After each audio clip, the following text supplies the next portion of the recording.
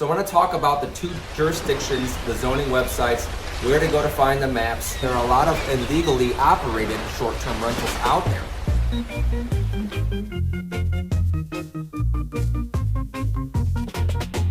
Hey guys, Jeff Brower here. I want to talk about short-term rentals today. Anything under 30 days in vacation land. I get a lot of people calling me, whether that be locally or out of state, asking me to show them homes for sale in the area that they want to short-term rent, to do Airbnb or VRBO. And 95% of the time, I have to tell them it's not allowed there. It's not allowed in that location. And so it changes their mind. So I wanted to go ahead and put together a video for you guys to explain this. I constantly am having to show folks where to go. So I figured I'd go ahead and put a video out for you guys too. So there's a lot of areas in vacation land where Airbnb or VRBO can be lucrative. And so I'm gonna focus on my main bread and butter areas, which is Port Clinton, Marblehead, and the Lake Erie Islands. And there's a lot of different jurisdictions that have different rules and different restrictions on short-term rentals. So we're gonna go through those. Now I'm gonna do a couple different series, but today I'm gonna focus on Marblehead. You can see I've got the Marblehead Lighthouse here. My dad actually used to live in the lightkeeper's house at the Marblehead Lighthouse. I've got a video on YouTube if you wanna look at it. So today we're gonna focus on Marblehead, and there are 2 jurisdictions in Marblehead, and the largest is Danbury Township, and the second largest is the village of Marblehead. So the village of Marblehead is at the very tip of the peninsula out there, and Danbury makes up a probably 90% portion of the land. So we're gonna focus in, and I'm gonna actually screenshot this so you guys can follow along on my screen, and that way you know where to go to find the maps and the rules. Now, I wanna preface this by saying there are a lot of illegally operated short-term rentals out there. If you go on the websites, Airbnb or VRBO, and you type in the area Marblehead, you'll see a lot of these things popped up on there, and you'll see that a lot of them happen to have a lot of reviews. So there are a few properties there that are grandfathered in for short-term rentals. And when I spoke with the zoning folks at the village of Marblehead, they told me it's only a handful. And really the most time that they get brought up is when one of the neighbors complains. So you'll see a lot of them operating out there. And take caution, because I would never advise you to buy a property in an area where these are restricted, assuming that you can use them just like some of the other folks on there are. But then someday you have the law come down and slap you in the wrist and you have to stop. You never want to base a huge purchase like this counting on income that might go away. So take a lot of caution with this, and I would only advise you to purchase one of these to operate if it is in an area that is allowed by zoning. You never want to go against those folks. It can only end up bad for you.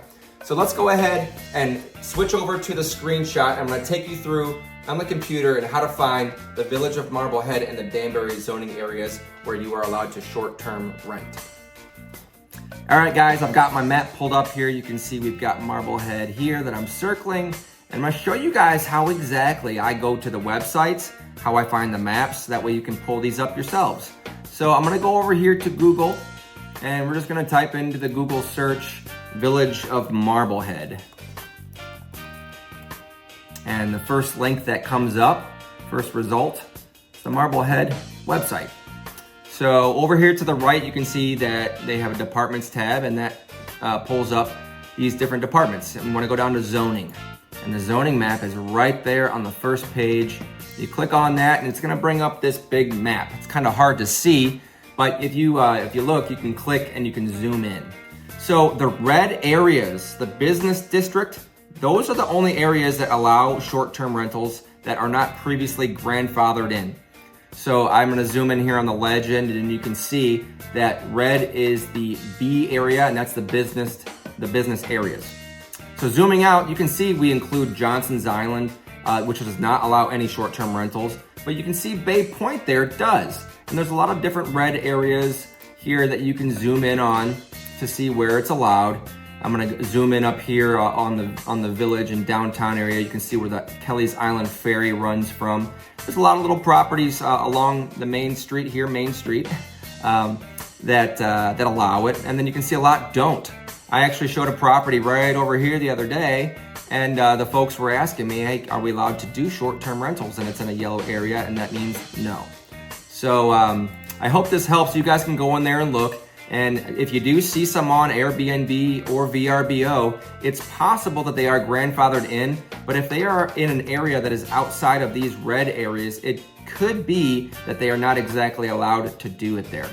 So if you're looking in the area, just go to this map, you can click on it and you can see specifically where the red districts are, the business districts, and that's where the short-term rentals are allowed to be in the village.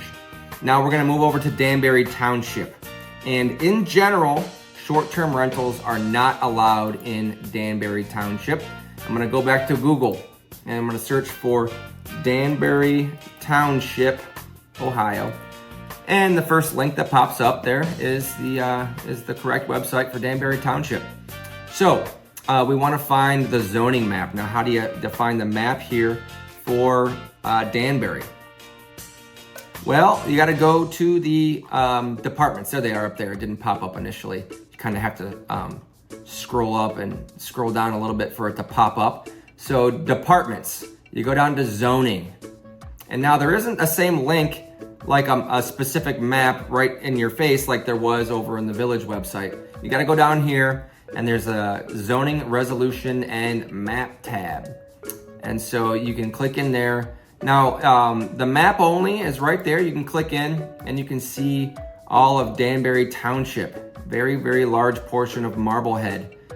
And I'll just tell you now, the only spot allowed where you can short-term rent here is over in Lakeside. You see here the light blue, and that is the L area over here for Lakeside.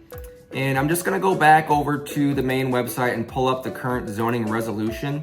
And if you look right here, if you search, you can search in here, you can do Control F and search for rental, and it'll pull up a bunch of different spots where the word rental is mentioned. And if you look in here, you can see overnight rental and occupancy of dwelling units for less than 30 days is prohibited, except in the L district. And you can see that mentioned over and over here again for each, in the table of contents at the top here for multifamilies, one families, two families, and each of these has this little 30-day restriction here. The L district is the only area where this is allowed. Now, where is the L district? We go back over here to the zoning map, and you can see on the table of contents to the right is this light blue, and that is Lakeside. So if you're looking to do a short-term rental in Danbury Township, you're probably gonna be out of luck unless you buy inside Lakeside. And that comes with its whole different set of restrictions because it is leasehold land. And the prices are pretty expensive out there. So we're gonna zoom in right now, and I'll just show you guys where Lakeside is. I'm not gonna go into the history of Lakeside and what it's all about. Very nice Methodist community here. So you can see this is the only area here, the light blue properties right here. These are the only areas where you can short-term rent. I actually just sold a property right here. It was right on this street bordering Lakeside, and it's 8 houses from Danbury High School, which is right here. And they were not allowed to short-term rent that. Now, if you were allowed to short-term rent that, the price would have been a lot higher. So it definitely makes a difference when you're looking to buy a short-term rental. So go to these maps, make sure you know what you're looking at. Do not buy a property knowing that it's not in one of these areas that's allowed, and then go ahead and do it because you're just asking for trouble. And if you're basing your investment on something that can go away, that's not very safe way to invest in real estate. So I've got some rental properties. I actually have a short-term rental myself and a few long-term rental properties. And so I know all about running the numbers and making sure that you have a correct ROI for your investment. So if you guys are looking to buy something like this in the area, I'd be more than happy to help you out, to go and open some doors for you. I want to make sure that all my clients are getting what they are expecting and don't have any surprises later on. I hear horror stories about people buying rental properties and then selling them a year or two later because it wasn't what they expected. The expenses weren't what they expected. The income wasn't what they expected. And so I can definitely help you out with that. It's very popular around the ferry boats to have rental properties. And so if you can find a property over here by the KI ferry in Marblehead, you're in good luck. And over in Port Clinton, that's gonna be a separate video I'm gonna put together, but short-term rentals are very popular over in Port Clinton, where you have the Jet Express. People can walk to downtown, enjoy the nightlife. also get on the ferry boats and go out and have some fun on the islands. So I'm gonna end this video here for now. I hope you guys enjoyed this and I hope this helped you out. Like I said, I will be putting together some other videos of Port Clinton and the islands focusing on short-term rentals.